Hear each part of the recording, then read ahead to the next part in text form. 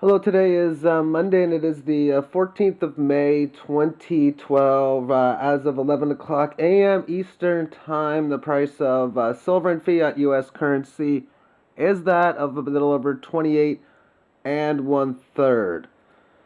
It also means that it's down for the sixth straight day. It's down for 10 out of 11 days and 18 out of the last 23 days are down days towards obviously the downside. It's also the first time since the last day of 2011 that price action has remained below 29 for the entire session. As the same methodology that I've talking about over the last few days is staying the same. You still want to be a little weary of 30 as that of resistance and working towards confirming a price objective down to the 26 area for the third time.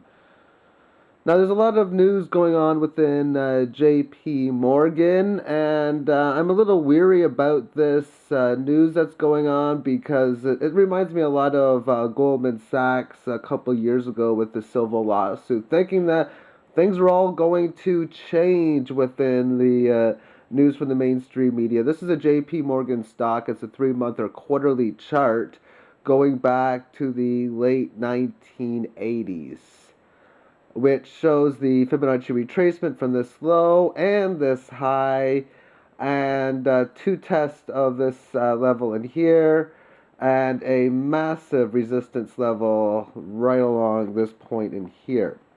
Now, if we change up the Fibonacci retracement from this high and this low, which we're going to do now, then this is what we receive as, for this move to be a failed move from point A to point B, it needs to stay and hold above this level, which actually happened because it got up to this level, but that's no reason to say that it's breaking above or this is a failed move because it didn't stay and hold above it at this point. And then it goes below it, okay, and now as long as it can break this resistance and stay above it for a little while, which it did, then it would confirm that this was a failed move and that we would be going up and retesting this previous level. Well, that didn't happen, no. Rather, what occurred was it fell again below here. This was a 2008 panic and back up to this level. So this moving average, which is the 18 front weighted average, is really been going sideways for quite some time, making this choppy price action to say the least. So generally speaking, breaking above this resistance field, yes, it should get us to the previous high, but just like silver at the 26 level, if you're going to have yet another test of a significant level by having a move come down towards there, well, quite frankly, wow, that could be pretty dangerous for the price action. And just assume that it does do that. It comes down here, breaks below, then maybe tests in this area, which is roughly around 9.10 a share. If JP Morgan has to be higher than the price of silver, well, then that means silver would be below $9-10 per ounce.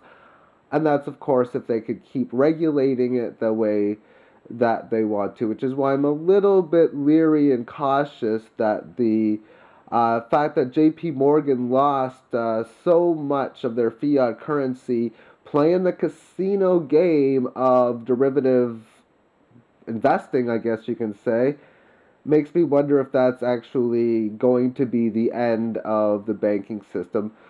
Very difficult for me to say because I do expect the banking system to come to an end, but only on two scenarios. One, that it blows up in their face, and I don't think that's enough to blow up on it. Or two, enough people wake up to overturn the system, and we're not even close for that to be the case right now. Thank you for tuning in.